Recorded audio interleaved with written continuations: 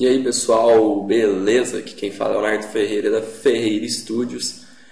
Na última aula a gente falou um pouquinho sobre as ferramentas aqui da Tubar e hoje a gente vai estar terminando de falar sobre elas. Então o que acontece? A gente parou aqui na ferramenta Bone, certo? E a Bone, pessoal, ela é o esqueleto do seu personagem. Então toda movimentação você pode estar fazendo por ela ou diretamente na timeline aqui, onde você vai ajustando quadro por quadro, só que é um trabalho muito demorado. Então a Bone ela auxilia nisso para a gente. Por exemplo, eu vou criar um quadrado aqui, ó. Lembrando de duas coisas. Quando eu clico na minha ferramenta de retângulo aqui, ó, certo? Que a gente falou na aula passada, a gente tem aqui algumas opções. Se eu clicar nele e vier aqui, ó, a gente tem duas opções aqui, ó, quando a gente está com ele clicado. A gente tem essa Object Drawing e essa Snap do Objects. Quando eu crio um retângulo ou um objeto desses daqui, com esta opção selecionada, o que ele faz? Ele não remove a borda quando você arrasta. A borda ela faz parte do seu objeto. A borda é esse stroke aqui ou esse lapisinho aqui. Se eu diminuir aqui, ó, dá para vocês verem, ok? Agora, se eu crio ela, ó, sem essa opção, mas com a Snap, olha o que acontece. E eu for lá e selecionar, na hora que eu movimento, ele desconsidera a borda, certo? Como se ele removesse essa área da borda e permite que a gente modifique aqui o nosso quadrado da maneira que a gente quer, nosso retângulo. Então essa é a parte aqui do quadrado, ok? Então o que acontece? A ferramenta Bones funciona da seguinte forma. Vou criar aqui um retângulozinho. Vou remover aqui esse stroke. Deixa eu ver aqui. Deixa eu remover ele. Ok. Vou colocar uma cor rosa aqui. Certo? Deixa eu pegar um rosa aqui, ok. Aí o que acontece? Por exemplo, suponhamos que você esteja animando um braço. Deixa eu diminuir o tamanho aqui. Suponhamos que você esteja animando um braço. A ferramenta osso ela vai criar justamente para a gente esses ossos, as articulações da nossa animação. Então eu seleciono um ponto e vou até o outro, como se fosse articulação. Ele gera para a gente, pessoal, esse osso aqui para a gente, como se fosse o osso. Aí o que acontece? Quando eu clico aqui de volta na minha ferramenta de seleção, eu posso estar arrastando aqui, ó, lá, o nosso braço, que ele faz uma movimentação para a gente. Por exemplo, se eu fosse fazer o braço balançar, ó, ele gerou aqui para a gente uma animação. Eu vou vir aqui, ó, eu estou na Layer 1, eu vou estar falando disso para vocês. Eu vou vir aqui na Layer 20, vou dar um F6. Só que nela eu vou colocar essa rotação aqui, ó.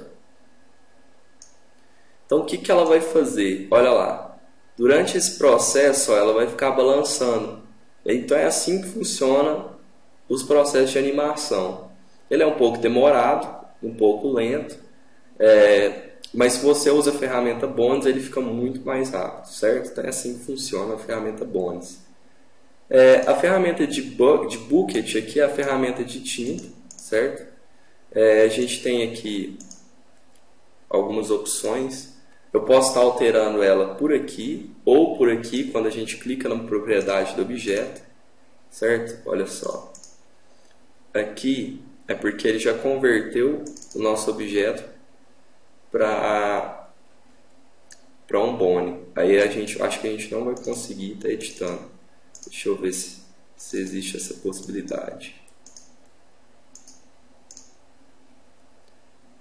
Não vai dar certo, pessoal. Quando você cria o Bone aqui, ó, você não consegue alterar a cor do seu objeto. Realmente, é isso mesmo. A gente não consegue. Olha lá.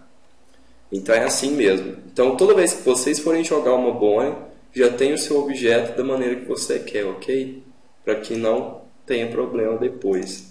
Que olha só, eu não estou conseguindo entrar dentro da cena. Então provavelmente não dá para mudar a cor, essas coisas do gênero. Então essa é a ferramenta de Bucket. Olha só, então se eu criar um quadrado aqui, deixa eu criar uma layer nova.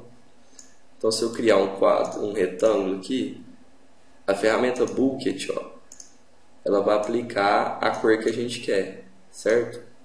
Então se eu escolher aqui azul, ele já automaticamente aplica o azul aqui e aplica aqui. Aí se eu quisesse usar esse azul em cima de um outro objeto, eu ia clicar em cima dele e ia mudar a cor, ok?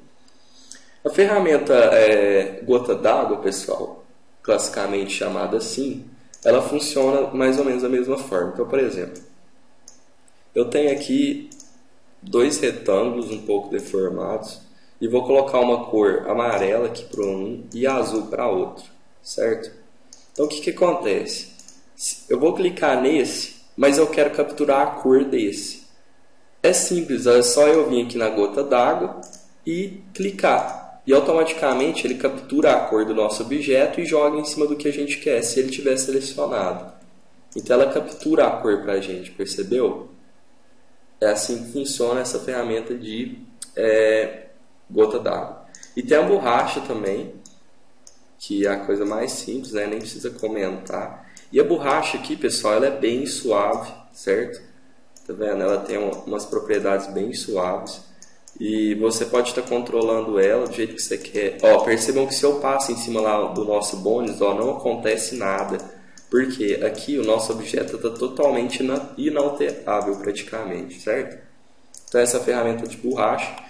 Essa aqui é a mãozinha que ela serve para controlar a nossa cena, ou seja, a movimentação toda é feita por ela, certo? Então, se eu quiser mexer aqui no quadro, então eu vou arrastando ela com a mãozinha.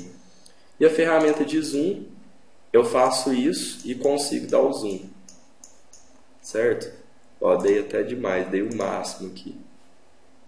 Se eu voltar em 100%, eu arrasto a área que eu quero e dou o zoom, certo? Arrasto e dou zoom e ele vai dando zoom para mim, ok? Então é assim que funciona a ferramenta de zoom.